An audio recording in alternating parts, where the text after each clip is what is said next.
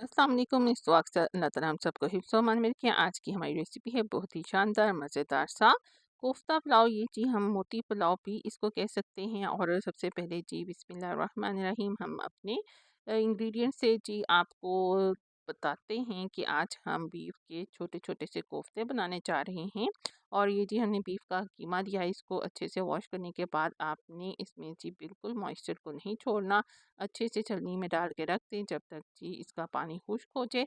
फिर आपने क्या करना है जी, आपने इसमें अंदर फर्दर इंग्रेडिएंट्स डालने हैं और वो हैं जी प्याज है, हमारा अनियन है। इसको हमने अच्छे से क्रश करके और हाथ से स्क्वीज़ कर लिया ताकि पानी इसका निकल जाए। और 50% हमने इसका पानी अंदर रहने दिया। इससे अदरक है, लहसुन का पाउडर है, हरी मिर्ची है। जितना कम आप इसमें पानी के वाले इंग्रेडिएंट्स डालेंगे उतना ही अच्छा सा आपका कीमा बाइंड होगा। अगर आपका कीमे में पानी का कंटेंट ज़्यादा चला गया तो फिर अच्छे से कोफ्ते नहीं बनेंगे। नमक है, लाल मिर्च है, दरा मिर्च है, सूखा धनिया है, सफ़ेद मिर्च है, काली मिर्च है।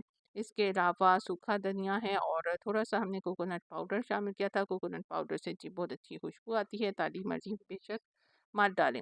इसके बाद जी आपने कीमे को अच्छे से मिक्स करना है। मिक्स करने के बाद हमने इसमें 3 से 4 चम्मच मैदा डाला है। इसी तरह आपकी मर्ज़ी, आप भुने हुए काले चने भी अक्सर लोग डालते हैं या बेसन भून के डालते हैं। वो जी ताड़े कोफ्ते ताड़ी मर्ज़ी, लेकिन हम मैदे से ही बना लेते हैं। मुझे मैदे से ये फ़ायदा होता है कि एक तो बाइंडिंग बहुत अच्छी हो जाती है। इसके अलावा अगर आप बेसन या चने की जी बुनाई में थोड़ा-सा आगे-पीछे हो जाए तो उसकी एक स्मेल आती है, वो भी नहीं आ पाती। और मैदे को जी भूनना भी नहीं पड़ता, ऐसे ही डायरेक्ट आप इसमें शामिल कर दें। अब जी हमने निक्के-निक्के कोफ्ते बनाने हैं, बहुत बड़े नहीं बनाने, क्योंकि हम ये बना रहे हैं कोफ्ता मोती पुलाव, तो इसमें हम साइज़ छोटा-छोटा रखेंगे।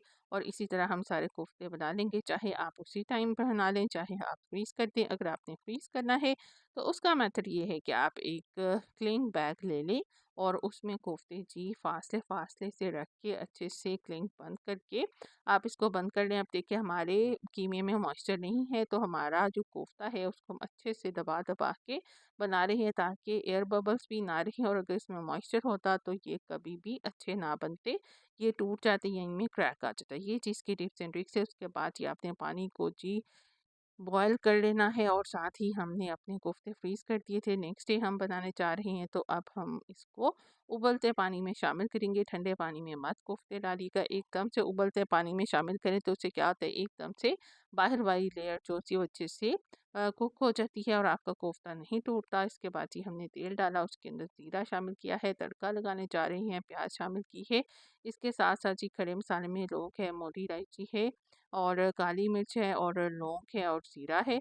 ये सब शामिल करने के बाद ही हमने इसको लगाना है तड़का। और चावल हल्के रंग के रखें क्योंकि हमने इसमें कोफ्ते भी डालने हैं। इसके अलावा हमने लहसुन अदरक का पेस्ट शामिल किया, साथ ही हमने 2 हरी मिर्चें भी इसमें शामिल कर दी हैं। और अब हम इन सब की जी बुनाई करेंगे ताकि ये सब लाइट गोल्डन कलर के हो जाएँ। और बहुत डार्क प्याज़ नहीं करना। अगर जी आप प्याज़ को साड़ भून लें तो जी पुलाव का कलर बहुत डार्क बन जाता है। फिर हमने लाल-लाल टमाटर इसके अंदर डाले।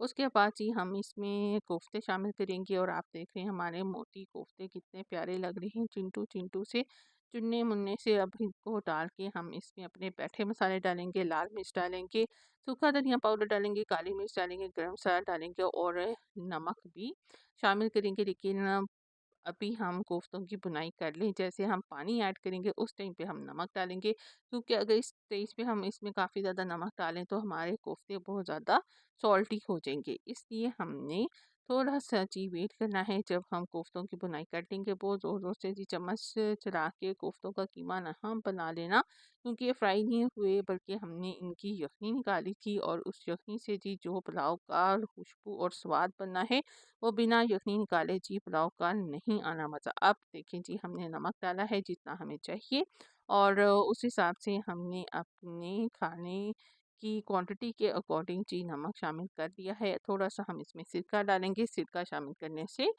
चावल बहुत खुशनुमा और खड़े-खड़े से बनते हैं। ले जी हमारे पहले से भीगे हुए चावल भी दड़म करके अंदर चले गए हैं। और अब हमने क्या करना है जी, अब हमने कख नहीं करना, अब हमने इसको कुक करना है कि अच्छे से जिस तरह हम पुलाव को पकाते हैं उसी तरह जी हमने इसका वेट करना है कि ये दम वाली पोजीशन में पहुँचे और फिर हम इसका दम निकालेंगे। और फिर जी अब तो भूख से ही जी दम निकलने लग गया, इतनी मज़ेदार खुशबू आ रही है और मज़ेदार सा हमारा कोफ्ता, मिनी कोफ्ता पुलाव यानी कि मोती पुलाव हो गया है रेडी। और आप इसी रेसिपी को फॉलो करें। अगर आपको हमारी रेसिपी अच्छी लगी हो तो लाइक करें। Stay tuned.